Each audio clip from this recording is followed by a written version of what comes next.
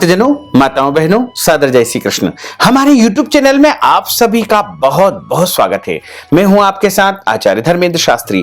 आज हम आपको महाशिवरात्रि की दिव्य और ज्ञानमयी कथा सुनाने जा रहे हैं। तो सबसे पहले आपको और आपके पूरे परिवार को महाशिवरात्रि महापर्व की बहुत बहुत शुभकामनाएं और बधाइयां। भगवान भोलेनाथ का भरपूर आशीर्वाद आपके जीवन पर सदैव बना रहे। आप सभी सुखी रहें, स्वस्थ रहें, व्यस्त रहें और मस्त रहें। बोलिए भोलेश्वर भगवान की जय। काशी विश्वनाथ भगवान की जय। महाकाल राजा की जय। गुरुर्ब्रह्मा गुरुर्विष्णु गुरुर्देवो महेश्वरा गुरु साक्षात् परब्रह्म तस्मै श्री गुरुवे नमः। श्री अखंड मंडलाकारं व्याप्तं येन चराचरं तत्पदं दर्शितं येन तस्मै श्री गुरुवे नमः। मृत्युंजय महारुद्र त्राहि मां शरणागतं जन्म मृत्यु जरा व्याधि पीडितं कर्म बंधनैः। मृत्युंजयाय रुद्राय नीलकंठाय शंभवे अमृतेशाय सर्वाय महादेवाय ते नमः। अवंतिकायां विहितावतारा मुक्ति प्रदानाय च सज्जनाना अकाल मृत्युः परिरक्षणार्थं वंदे महाकाल महासुरेशम। वंदे महाकाल महासुरेशम। बोलिए काशी विश्वनाथ भगवान की जय। भोलेश्वर भगवान की जय। भक्तजनों, माताओं, बहनों, फाल्गुन माह के कृष्ण पक्ष की चतुर्दशी तिथि को महाशिवरात्रि का महापर्व मनाया जाता है। इस बार महाशिवरात्रि का जो महापर्व है वो 11 मार्च 2021 गुरुवार के दिन महाशिवरात्रि का महापर्व मनाया जाएगा। इस दिन सुबह से व्रत का प्रारंभ आपको करना चाहिए और पूरे दिन व्रत का पालन करते हुए अगले दिन व्रत का पारणा करना चाहिए। व्रत का पारणा अगले दिन सुबह 6 बजे से लेकर के तो सुबह 10 बजे के बीच में आपको कर लेना चाहिए। तो जो भक्तजन, माताएं, बहनें महाशिवरात्रि का व्रत करते हैं उनको कुछ नियम भी पालन करना चाहिए। जैसे महाशिवरात्रि के व्रत में काले कपड़े नहीं पहनना चाहिए। महाशिवरात्रि के व्रत में आपको बिल्व पत्र तोड़ना नहीं चाहिए। एक दिन पहले ही बिल्व पत्र तोड़ करके रख लेना चाहिए। यदि किसी कारणवश आप तोड़ नहीं पाए हैं तो पहले के चढ़े हुए बिल्व पत्र या सूखे हुए बिल पत्र भी आप बार बार धो करके चढ़ा सकते हैं। महाशिवरात्रि के दिन व्रत में अन्न का सेवन बिल्कुल नहीं किया जाता है। इसमें फल और फलाहारी वस्तु का ही ग्रहण करना चाहिए। महाशिवरात्रि के व्रत में दाढ़ी कटिंग नहीं करवाना चाहिए और शरीर के कोई भी अंग के बाल नहीं कटवाना चाहिए। महाशिवरात्रि व्रत में झूठ नहीं बोलना चाहिए, क्रोध नहीं करना चाहिए, विवाद नहीं करना चाहिए। घर आए हुए किसी भी याचक या भिखारी को खाली हाथ नहीं लौटाना चाहिए। महाशिवरात्रि व्रत में रात्रि जागरण करना चाहिए। पति पत्नी को ब्रह्मचर्य व्रत का पालन करना चाहिए और महाशिवरात्रि व्रत में भगवान भोलेनाथ का स्मरण करते हुए या पंचाक्षर मंत्र ओम नमः शिवाय इस महामंत्र का जाप करते हुए आपको पूरा दिन व्यतीत करना चाहिए। रात्रि के समय 4 प्रहर की पूजा करना चाहिए। भगवान भोले बाबा तो कृपालु है, दयालु है और सबसे जल्दी यदि कोई देवी देवता प्रसन्न होते हैं तो वो भोले बाबा है। और भोले बाबा तो केवल शिवस्य प्रिय जलधारा यानी जलधारा से ही जो है भोले बाबा प्रसन्न हो जाते हैं। इसलिए आप भोले बाबा को जो है जल की धारा अर्पण कर देंगे तो वो आपसे प्रसन्न हो जाएंगे। कई लोग विचार करते हैं कि हम तो वैष्णव है, फिर हम भोले बाबा की पूजा कैसे करें? तो हम आपको बता दें कि शिवस्य हृदयम विष्णु विष्णुश्च हृदयम शिवः, यानी शिव के हृदय में विष्णु का निवास होता है और विष्णु जी के हृदय में शिव का निवास होता है। एक दूसरे के दोनों परम भक्त है। इसलिए वैष्णवों को भी महाशिवरात्रि का पूजन अर्चन व्रत करना चाहिए। महाशिवरात्रि की जो कथा धर्म ग्रंथों और पुराणों में लिखी हुई है वो इस प्रकार है। इस ब्रह्म सृष्टि के पद्म कल्प के प्रारंभ में ब्रह्मा विष्णु में परस्पर विवाद उत्पन्न हो गया था। विवाद को शांत करने के लिए भगवान शंकर सहसा दोनों के मध्य में अनादि अनंत ज्योतिर्मय स्तंभ के रूप में प्रकट हो गए। शिवलिंग तयोद्भूतः कोटि सूर्य समप्रभः। यह लिंग निष्कल ब्रह्म, निराकार ब्रह्म का प्रतीक है। ब्रह्मा जी उस लिंग के आदि अंत का पता लगाने के लिए श्वेत हंस का रूप धारण करके मन रूपी वायु के वेग से उड़ करके लिंग के ऊपर गए। इधर विष्णु जी लिंग का पता लगाने के लिए कृष्ण वाराह का रूप धारण करके उस लिंग के नीचे की ओर गए। विष्णु जी 1000 वर्ष तक वेग पूर्वक नीचे की ओर जाते रहे, किंतु वाराह रूप विष्णु जी इस लिंग के मूल का अल्पांश भी नहीं देख पाए और वो निराश होकर के लौट आए। ब्रह्मा जी भी उस लिंग का अंत जानने की इच्छा से पूरे प्रयास के साथ में शीघ्रता पूर्वक ऊपर की ओर उड़ते रहे, परंतु उस लिंग का अंत न देख करके अत्यंत थके होने से नीचे की ओर लौट आए। दोनों ने उस ज्योतिर्मय स्तंभ की पूजा फाल्गुन माह के कृष्ण पक्ष की चतुर्दशी की रात्रि में की और उसी दिन महाशिवरात्रि का महापर्व आरंभ होता है और यह विशाल लिंग फाल्गुन माह के कृष्ण पक्ष की चतुर्दशी तिथि को प्रकट हुआ है। तभी से आज तक लिंग की पूजा निरंतर चली आ रही है। ब्रह्मा जी विष्णु जी ने कहा कि महाराज, जब हम दोनों लिंग के आदि और अंत का पता नहीं लगा सके तो आगे मानव आपकी पूजा कैसे करेंगे। इस पर कृपालु भगवान शिव जो है उस लिंग से जो है 12 भागों में विभक्त हुए और तभी से 12 ज्योतिर्लिंग का जो है प्रागट्य होता है और महाशिवरात्रि के दिन भगवान भोले बाबा एक लिंग से 12 रूप में प्रकट हुए और 12 ज्योतिर्लिंग का प्रागट्य दिवस भी महाशिवरात्रि है। लिंग वेदी के रूप में महादेवी पार्वती प्रकट हुई तथा लिंग रूप में साक्षात महेश्वर प्रतिष्ठित रहते हैं। समग्र जगत को अपने में लय करने के कारण यह लिंग कहा गया। महाशिवरात्रि का सबसे बड़ा और महारहस्य यही है कि इस दिन भगवान शिव लिंग के रूप में प्रकट हुए और 12 लिंग इस दिन बन जाते हैं तथा भोलेनाथ माता पार्वती के साथ में वरण करते हैं।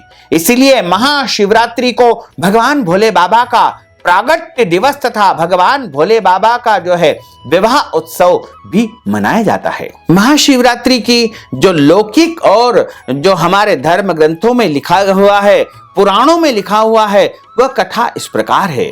शिव पुराण में भी इस कथा का वर्णन आया है। एक बार माता पार्वती ने भगवान भोलेनाथ से पूछा कि ऐसा कौन सा श्रेष्ठ तथा सरल व्रत पूजन है जिससे मृत्युलोक के प्राणी आपकी कृपा सहज ही प्राप्त कर लेते हैं। उत्तर देते हुए भगवान शिव ने माता पार्वती को महाशिवरात्रि के व्रत का विधान बता करके यह कथा सुनाई। भगवान भोलेनाथ कहते हैं कि एक गांव में एक शिकारी निवास करता था। वह अनेक जीव जंतुओं पशुओं की हत्या करके अपने कुटुंब का पालन करता था। वह एक साहूकार का ऋणी था। उसने जो है उस साहूकार से बहुत सारा कर्ज ले चुका था, लेकिन उसका ऋण यानी कर्ज समय पर न चुक सका। क्रोधवश साहूकार ने शिवकारी को शिव मठ में बंदी बना लिया। संयोग से उस दिन शिवरात्रि थी। शिकारी ध्यान मग्न होकर के शिव संबंधी धार्मिक बातों को सुनता रहा।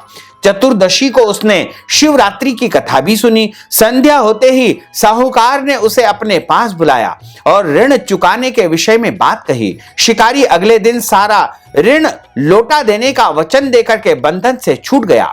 अपनी दिनचर्या की भांति वह जंगल में शिकार करने के लिए निकला, लेकिन दिन भर बंदी गृह में रहने के कारण भूख प्यास से व्याकुल था। शिकार करने के लिए वह एक तालाब के किनारे बिल्व पत्र के वृक्ष के ऊपर अपना पड़ाव बना लिया।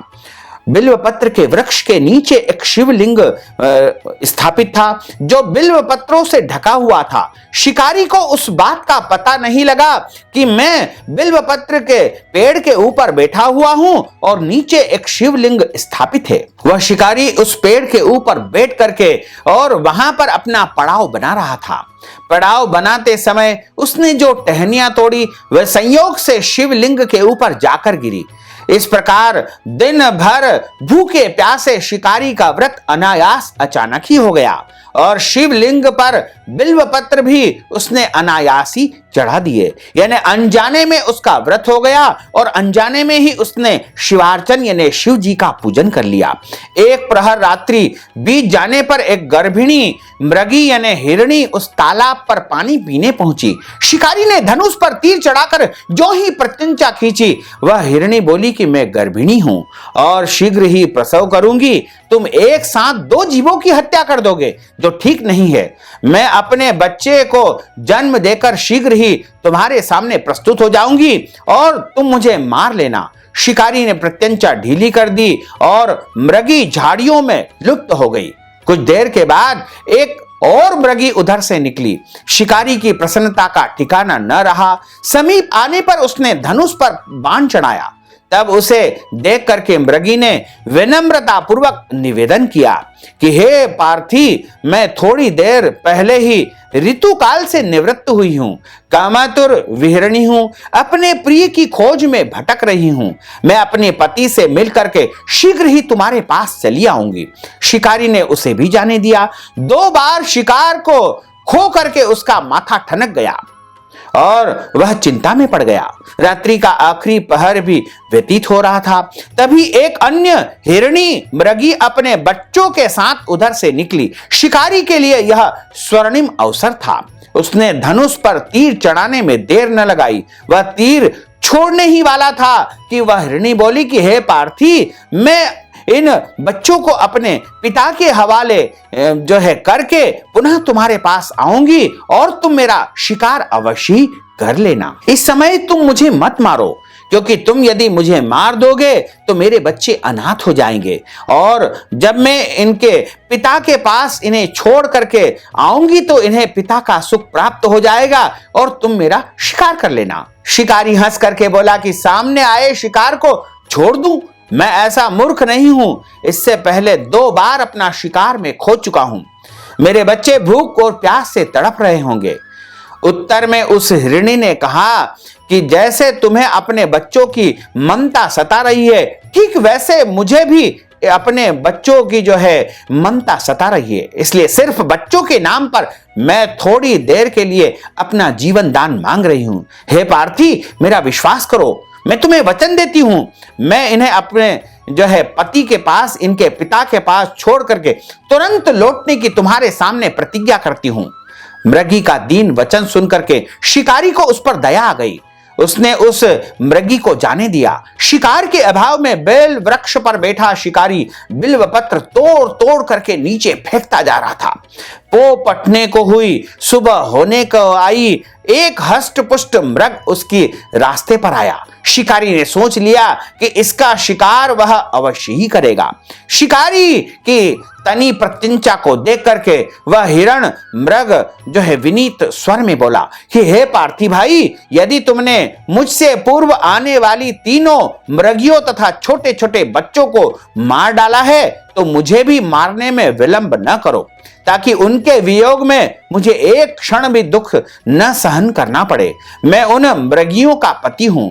यदि तुमने उन्हें जीवन दान दिया है तो मुझे भी कुछ क्षण जीवन दान देने की कृपा करो। मैं उनसे मिलकर तुम्हारे सामने अवश्य ही उपस्थित हो जाऊंगा, क्योंकि मेरे विरह में वो तड़प तड़प के मर जाएगी और उनका सारा पाप तुम्हें ही भोगना पड़ेगा। उस हिरण की बात को सुनकर के शिकारी के सामने पूरी रात का घटनाक्रम जो है घूमने लगा और उसको पूरी रात की सब बातें याद आ गई। उसने सारी कथा उस हिरण को सुना दी। तब मृग ने कहा कि मेरी तीनों पत्नियां जिस प्रकार से प्रतिज्ञाबद्ध होकर के गई है, मेरी मृत्यु से अपने धर्म का पालन नहीं कर पाएगी। अतः जैसे तुमने उन्हें विश्वास पात्र मान करके छोड़ दिया है, वैसे ही मुझे भी जाने दो। मैं उन सब के साथ में तुम्हारे सामने शीघ्र ही उपस्थित हो जाऊंगा। उपवास, रात्रि जागरण तथा शिवलिंग पर बिल्व पत्र चढ़ाने से शिकारी का हिंसक हृदय निर्मल हो गया।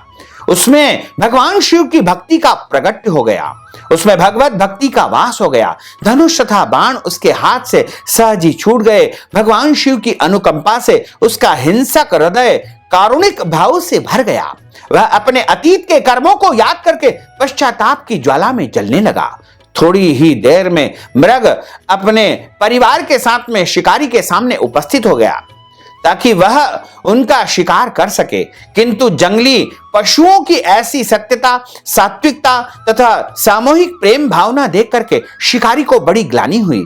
उसके नेत्रों में आंसुओं की झड़ी लग गई। उस हिरण को जो है न मार करके शिकारी ने अपने कठोर हृदय को जीव हिंसा से सदा के लिए कोमल एवं दयालु बना लिया और उन सब से कहा कि जाओ, अब मैं तुम्हारा शिकार नहीं करूंगा। मैंने अपने जीवन में पहले बहुत से पाप कर चुका हूं, लेकिन अब मैं किसी का भी शिकार नहीं करूंगा।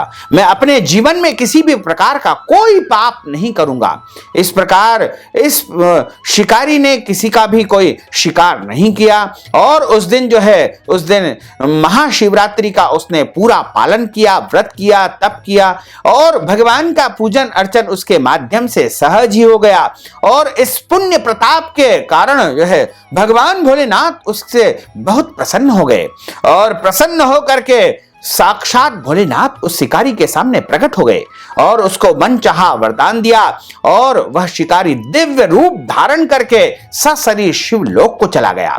और सभी जो हिरण परिवार था वह भी भगवान की कृपा से जो है दिव्य रूप को धारण करके शिवलोक को प्राप्त हो गया।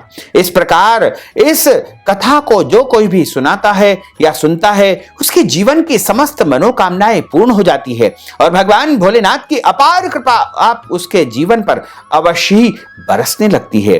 बोलिए भोलेश्वर भगवान की जय, काशी विश्वनाथ भगवान की जय।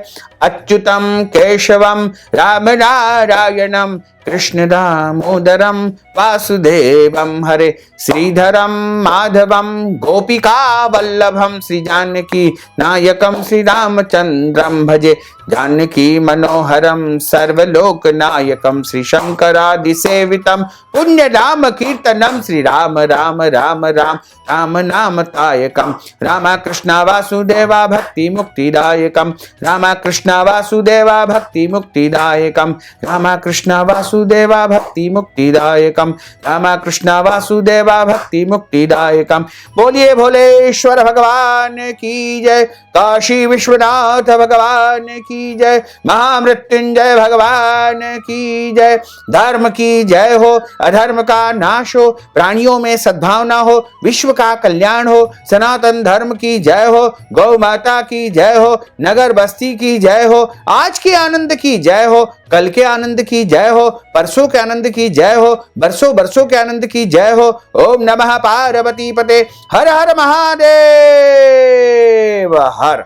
भक्तजनों, माताओं, बहनों, हमने आपको यह ज्ञानवर्धक कथा सुनाई है। यदि आप महाशिवरात्रि के निमित्त दान पुण्य करना चाहते हैं, कथा के निमित्त दान करना चाहते हैं, या फिर फलाहार के निमित्त दान पुण्य करना चाहते हैं, या फिर आप पूजन सामग्री के निमित्त या रुद्राभिषेक या अन्य कोई भी पुण्य प्राप्त करने के निमित्त दान पुण्य करना चाहते हैं, तो आप हमारे पेटीएम के माध्यम से, गूगल पे के माध्यम से, फोन पे के माध्यम से या अकाउंट नंबर के माध्यम से नगद राशि पहुंचा करके महाशिवरात्रि का पूरा पूरा पुण्य लाभ प्राप्त कर सकते हैं। साथ ही आपसे अनुरोध है कि इस ज्ञानवर्धक वीडियो को अधिक से अधिक लोगों को शेयर करिएगा, लाइक करिएगा, कमेंट करिएगा और यदि अभी तक आपने सब्सक्राइब नहीं किया तो अभी और इसी समय सब्सक्राइब अवश्य कर लीजिए।